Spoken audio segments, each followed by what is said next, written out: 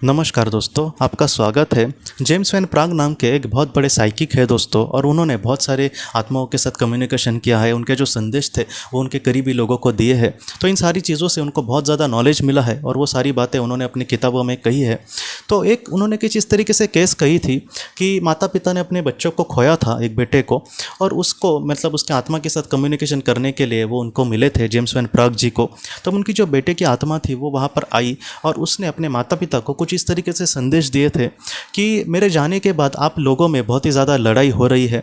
आप दोनों एक दूसरे को ही दोष दे रहे हो कि मैं मतलब इस दुनिया से चला गया हूँ, उसका एक्सीडेंट में मृत्यु हो गई थी। तो इसके माता पिता दोनों एक दूसरे को ही दोष दे रहे थे कि तुमने उसको बचपन में बहुत ही कम उम्र में गाड़ी चलाने दी थी, उसको आदत हो गई थी, तुमने उसको बिगाड़ कर रखा। बाद में माँ मतलब उसके जो पापा थे वो माँ को चिल्लाते थे, माँ उसको अपने पापा को मतलब उसके चिल्लाती थी। तो इन सारी चीज़ों से उनमें बहुत ही ज़्यादा झगड़े हुए थे। और जेम्स वैन प्राग जी ये कहते हैं कि ऐसा ही अगर चलता रहता तो थोड़े दिनों में वो डिवोर्स ही लेने के बारे में सोच रहे थे। तो ऐसी मतलब नौबत आई थी। और उसके बाद वो बेटा जो था, उसकी आत्मा ने अपने माता पिता को कहा कि मेरे जाने के बाद मतलब आप एक दूसरे से बहुत ही ज़्यादा लड़ रहे हैं, इन सारी चीज़ों से मुझे बहुत ही ज़्यादा दुख हो रहा है। आप एक दूसरे को मतलब समझ के लेने की कोशिश करना। जब हम एकदम बुरी अवस्था में जी रहे होते हैं तभी हमें एक दूसरे का साथ मतलब की ज़रूरत होती है, बहुत ज़्यादा ज़रूरत होती है। और ऐसे समय में आप एक दूसरे को साथ तो नहीं दे रहे हो, बल्कि एक दूसरे को कहीं ना कहीं सिरदर्दी बढ़ा रहे हो और एक दूसरे को कहीं ना कहीं आप दोष देते बैठ रहे हो। उसके बाद उसके बेटे ने कहा कि मैं किसी के भी गलती से इस दुनिया में नहीं आया हूँ, इस दुनिया से चला नहीं गया हूँ। मेरे जीवन में इतना ही मेरा मतलब समय लिखा था कि मैं इतनी ही जीवन लेकर इस दुनिया से चला जाऊँगा। अगर मेरी एक्सीडेंट में मृत्यु नहीं होती तो किसी और कारण से होती थी।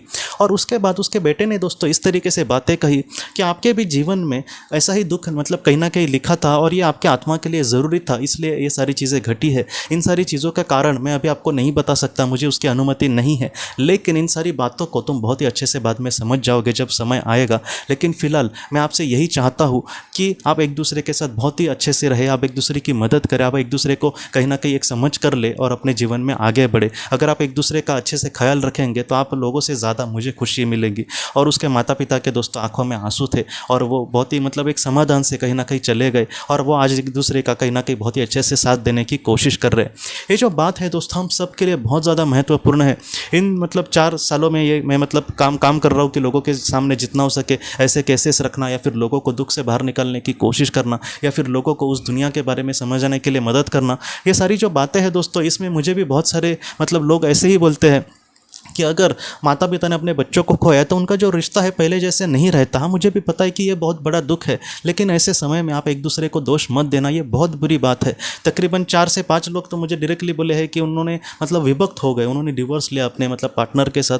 क्योंकि उनका बेटा आज उनके साथ नहीं है। मतलब एक दूसरे को वो अच्छे से समझ नहीं पाए, जो उनके बीच का मतलब एक धागा था वही टूटने के बाद हम एक दूसरे से अच्छे से नहीं रह पाया, ऐसे उन्होंने मुझे कहा। मुझे सच में इन सारी चीज़ों से बहुत दुख होता है दोस्तों।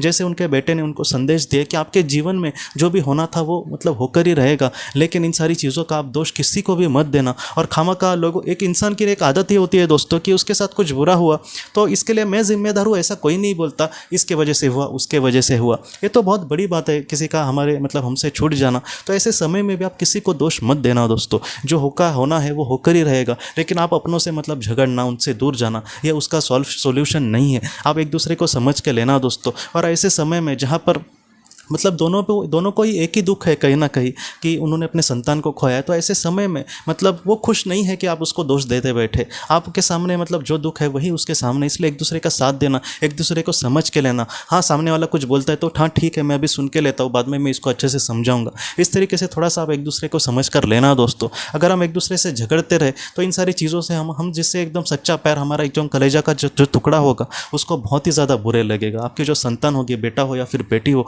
ऐसे वक्त में उनको अच्छा नहीं लगेगा दोस्तों कि अगर आप ऐसे झगड़ते रहे। इसलिए आप जितना हो सके एक दूसरे को समझ के लेना, एक दूसरे के साथ शांति से जीवन में आगे बढ़ना।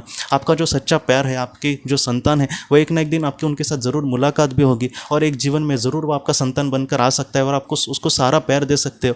और उस जीवन में उसकी भी जो ज़िंदगी होगी वो भी बहुत बड़ी होगी, क्योंकि हमारी जो सच्ची इच्छा है वो ज़रूर एक दिन पूरी होगी। लेकिन जितना हो सके आज अपने लोगों के साथ आप बहुत ही अच्छे से रहने की कोशिश करना। हमारे जो अपने हैं उनको ऐसे समय में हमारी बहुत ज़्यादा ज़रूरत होती है और हमें भी उनकी ज़रूरत होती है। इसलिए आप एक दूसरे का साथ कभी भी मत छोड़ना, कभी भी ऐसे इस कारण की वजह से अलग मत होना दोस्तों। मैं आपको हाथ जोड़ कर कह रहा हूँ, आप प्लीज़ अपने आप को संभालना दोस्तों। आपके जो अपने हैं वो हमेशा आपके साथ है। तो दोस्तों हम अपने अगले वीडियो में मिलते हैं। आप अपना अपने परिवार का ख्याल रखना। आपका बहुत बहुत धन्यवाद। अगर आपने किसी अपने को खोया है और अगर आप किसी जेन्युइन भरोसेमंद थेरेपिस्ट की तलाश कर रहे जो आपके अपनों के संदेश आपको दे सके, तो आप इस नंबर पर व्हाट्सएप मैसेज कर सकते हैं। हम जितना हो सके आपको किसी अच्छे थेरेपिस्ट के बारे में बताने की कोशिश करेंगे जो आपको बहुत ही अच्छे से संदेश दे और आप अपने जीवन में आगे बढ़ पाए। आपका बहुत बहुत धन्यवाद।